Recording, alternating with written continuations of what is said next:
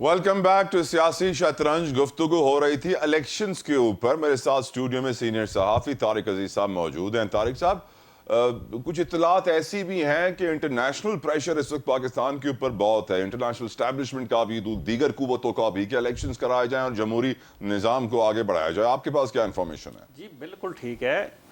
दुनिया हमें पैसे नहीं देगी। आपको पता है IMF की किस्त हमें देनी है, अभी एक किस्त हमें मिली है $1 मिलियन की। IMF भी पैसे नहीं देगा जब तक वो 5 साल इलेक्शन होने के बाद भी 5 साल की हुकूमत कायम नहीं होगी, तो IMF पैसे नहीं देगा। इवन के CPEC चीन जो हम सबसे बड़ा दोस्त है, तो वो उनके भी तहफ़्फ़ुज़ात है कि केयर टेकर सेटअप अगर इसको 6 महीने साल चलाएँ तो वो पैसे नहीं देंगे। उनकी भी ये डिमांड है कि आप इलेक्शन करवाएं, इलेक्शन कराने के बाद जो 5 साल के लिए नई हुकूमत सेटअप आएगी तो फिर हम CPEC को देखेंगे। तो इसी तरह UAE, सऊदी अरब, कोई भी दुनिया में हमें पैसे नहीं देगा। एक इंटरनेशनल प्रेशर मौजूद है कि पाकिस्तान में इलेक्शन, उनको पता नहीं आगे इलेक्शन होगा नहीं होगा, कौन आएगा, काकड़ साहब जो 6 महीने चलेंगे, साल चलेंगे। तो इसलिए ये सारी चीज़ें, और काजी फैज़ ईसा सबसे बड़ी एक है, काजी फैज़ ईसा साहब इसको इलेक्शन को डिले नहीं होने देंगे। जिस तरह उनका ट्रैक रिकॉर्ड है वो इसको, तो ठीक है 1 महीना 1.5 महीना तक हो सकता है डिडेमिलिटेशन के बाद। मामला सुप्रीम कोर्ट में जाएगा नहीं, अगर इन्होंने इलेक्शन अगर महीना 1.5 मतलब जनवरी में जैसे डेट होगी इसमें हो जाते हैं तो फिर तो मामला सुप्रीम कोर्ट में नहीं जाएगा। डिले आता है तो हाँ, और डिले आता है तो यकीनन इस पर फायज़ साहब का जो ट्रैक रिकॉर्ड है वो इसके ऊपर बिल्कुल नोटिस लेंगे और इलेक्शन कराने के लिए उनका बिल्कुल कहेंगे वो। राइट। शकीला साहिबा, इस वक्त जो सियासी शतरंज में, सियासी बिसात में खेल जारी है, उसमें इस बात में कोई शक व शुबा ना हो कि नून लीग इस वक्त लीडिंग पोजीशन में और सबसे आगे नजर आ रही है। लेकिन जिस तरीके से शहबाज शरीफ साहब खुद फौरन से गए हैं 48 घंटों के बाद, वेट नहीं हुआ उनसे कि थोड़ा सा यहाँ पे मोबिलाइजेशन की जाए, वेलकम की तैयारी की जाए। मरियम नवाज साहिबा को भी वो चाहते तो पर्ची पकड़ा सकते थे, खत चिट्ठी दे सकते थे, मैसेज दे सकते थे कि ये मैसेज पहुंचा दीजिएगा, बट ही वेंट हिमसेल्फ। इससे वाज़ेह होता है कि सिचुएशन थोड़ी सी खतरनाक है। आपको लग रहा है मैडम? नहीं, सिचुएशन क्या खतरनाक, कोई ऐसी उन्होंने गैर जरूरी बात नहीं की जिसका कोई मतलब नहीं। खतरनाक वो ये लग रहा है कि नवाज शरीफ साहब आएंगे, गिरफ्तार हो जाएंगे, Azizia Chaudhry sugar mill case, NAB references दोबारा खुल गए। नहीं तो वो तो कहते हैं शुरू से कि वो अपने आएंगे तो आइन और कानून के मुताबिक जो भी उनके ऊपर केस है वो देखेंगे आके। इसमें हमने तो कभी नहीं ये कहा कि भैया वो फ्लैट पे आएंगे, और जाहिर है वो जो भी है आएंगे तो अपने चीजों को तो उन्होंने देखना है, वो इसमें कोई बड़ी कोई नई बात नहीं है।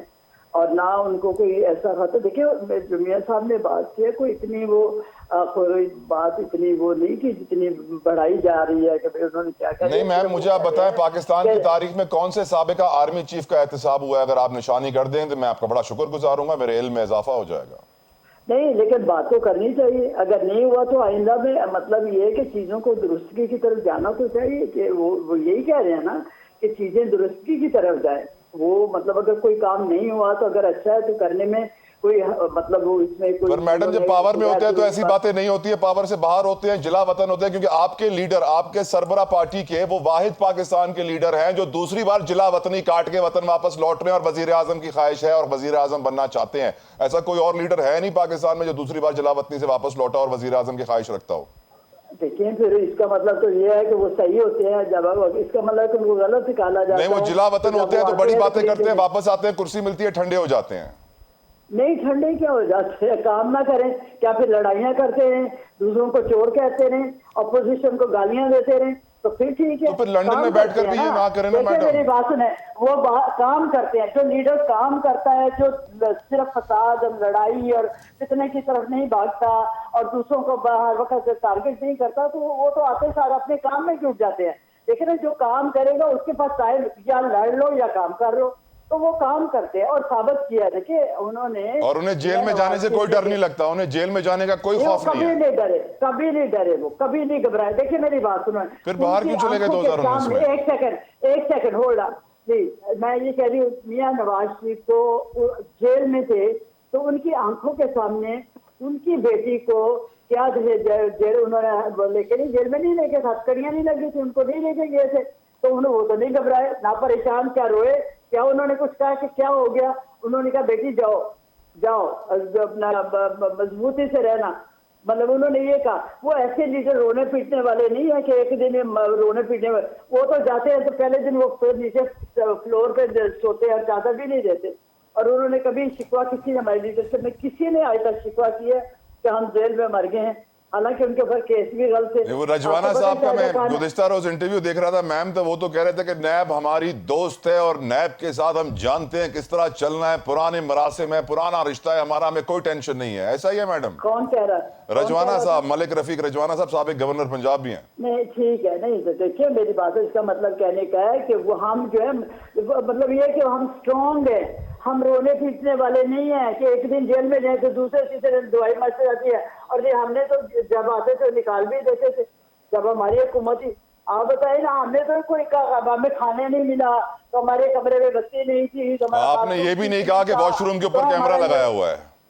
हाँ देखे वही मैं कह रही हूँ ना। आप देखें कि इमरान खान साहब जो थे वो यूनाइटेड नेशन में जाके तो कहते थे कि मैं तुम्हारा एसी उतार दूंगा, तुम्हारा पंखा उतार दूंगा, मैं ये कर दूंगा वो कर दूंगा।